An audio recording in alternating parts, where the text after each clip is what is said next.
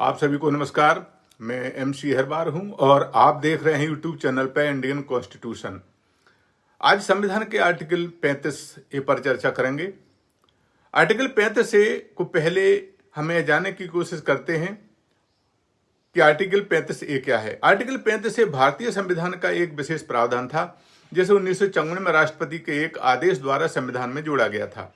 यह आर्टिकल जम्मू और कश्मीर राज्य को यह अधिकार देता था कि वह स्थायी निवासी की परिभाषा तय कर सके और उन्हें विशेष अधिकार प्रदान कर सके।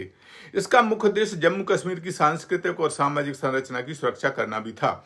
इसके तहत स्थायी निवासियों को राज्य में भूमि खरीदने, सरकारी नौकरी पाने और राज्य सरकार की ओर से मिलने वाली सहायता में प्राथमिकता देने का अधिकार था।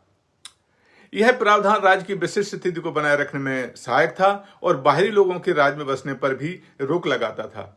संविधान में आर्टिकल 35A का मूल पाठ क्या है, हम यह पहले जानने की कोशिश करते हैं। और यह मूल पाठ है, notwithstanding anything content in this constitution, no existing law in force in the state of Jammu and Kashmir and no law hereafter enacted by the legislator of the state. Clause A defining the classes of the persons who are or shall be permanent resident of the state of the Jammu and Kashmir। आगे clause B कहता है, clause B conferring on such permanent resident any special right and privileges और imposing upon other necessary and restrictions as respect. Sub clause B 1 कहता है employment under the state government. Sub clause B 2 कहता है acquisition of the immovable property of the state. Sub clause B 3 कहता है settlement in the state. और सब clause B 4 कहता है right to scholarship and such other form और at the state government and provide shall be wired on the ground that it is inconsistent or takes away or bridges any right conferred on the other citizens of India by any provision of this part। Article 35 का सरल शब्दों में यदि हिंदी में हम पाठ समझने की कोशिश करें तो इस संविधान में किसी भी बात के होते हुए भी जम्मू और कश्मीर राज्य में कोई भी वर्तमान कानून और राज्य की विधायिका द्वारा पश्चात में बनाए गए कोई भी कानून सब खंड का A उन व्यक्तियों की श्रेणियों को परिभाषित करना जो राज्य के स्थायी निवासी हैं या होंगे।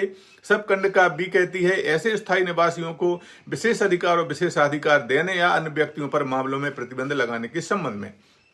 बिंदु 1 कहता है राज्य सरकार के अधीन रोजगार। बिंदु 2 कहता है राज्य में अचल संपत्ति का अधिकरण। बिंदु 3 कहता है राज्य में बसने पर बाद। बिंदु 4 कहता है छात्रवृत्ति के अधिकार और राज्य सरकार द्वारा प्रदान की जाने वाली अन्य प्रकार की सहायता।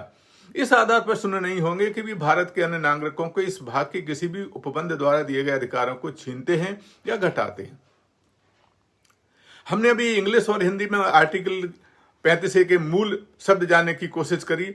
अब हम आर्टिकल 35A की व्याख्या करने की चर्चा करते हैं। आर्टिकल 35A भारतीय संविधान में एक अनोखा प्रावधान था जो सीधे तौर पर केवल जम्मू और कश्मीर राज्य पर लागू होता था। इस भारतीय संविधान के अन्य आर्टिकल्स के समान संसदीय प्रक्रिया से ना होकर एक राष्ट्रपति आदेश जो 1954 में जारी किया गया था के माध्यम से संविधान में जोड़ा गया।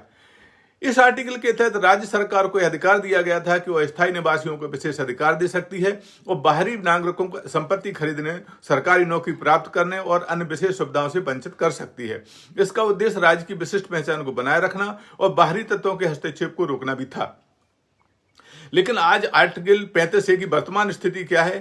5 अगस्त 2019 को भारत सरकार ने जम्मू और कश्मीर का विशेष राज्य का दर्जा समाप्त कर दिया। इसके तहत आर्टिकल 370 के अधिकांश प्रावधानों को निष्क्रिय कर दिया गया, जिसके परिणाम स्वरूप आर्टिकल 35A भी समाप्त हो गया है।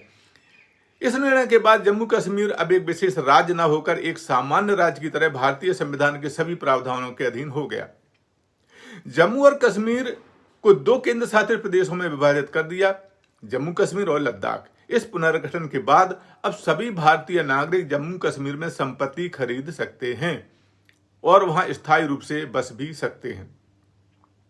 इस संबंध में उच्चतम न्यायालय के कुछ निर्णय भी हुए हैं, हम उनको भी जानने की कोशिश करते हैं। और प्रथम प्रकरण है कौल बनाम जम्मू कश्मीर राज्य, यह 1954 का प्रकरण है। तथ्य यह थे कि इस मामले में स्थायी निवासियों को विशेष अधिकार देने पर प्रश्न उठाया गया था। इसके निर्णय में उच्चतम न्यायालय की पीठ ने कहा कि जम्मू कश्मीर की स्वायत्तता बनाए रखने का अधिकार मानते हुए वैध ठहराया और संविधान के आर्टिकलों के विरुद्ध नहीं पाया। एक अन्य प्रकरण में सुषमा कौल बनाम भारत संघ यह 1969 का प्रकरण है। इसमें तथ्य यह था कि राज्य में बाहरी नागरिकों द्वारा संपत्ति खरीदने पर लगे प्रतिबंध को चुनौती दी गई थी। उच्चतम न्यायालय ने अपने निर्णय में कहा कि आर्टिकल 35A की वैधता को बनाए रखा।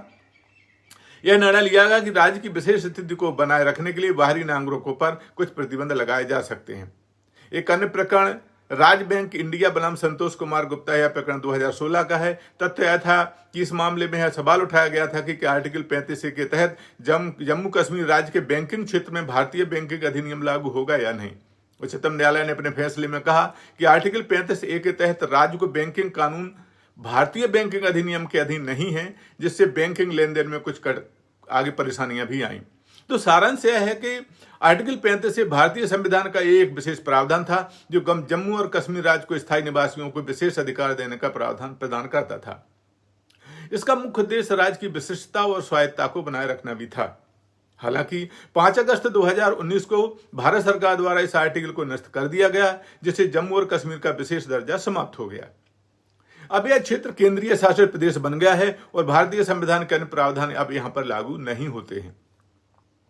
तो साथियों, यह थी संविधान के आर्टिकल 35A की एक जानकारी जो आपके सामने प्रस्तुत की गई। यह क्या है, यह जानकारी आपके लिए उपयोगी लगी है, कृपया इस आर्टिकल को सब्सक्राइब करें ताकि आपको और भी ऐसी महत्वपूर्ण जानकारी मिलती रहे, और इस आर्टिकल को शेयर भी करें ताकि और लोग भी आर्टिकल 35A के बारे में ज़्यादा जान सकें। हमें कमेंट करके बताएं कि क्या इस आर्टिकल के बारे में आपकी राय क्या है। अंत में आपको हम पुनः नमस्कार कहते हैं। जल्दी हम एक नए आर्टिकल के साथ आपके समक्ष पुनः उपस्थित होंगे। तब तक के लिए नमस्कार, धन्यवाद।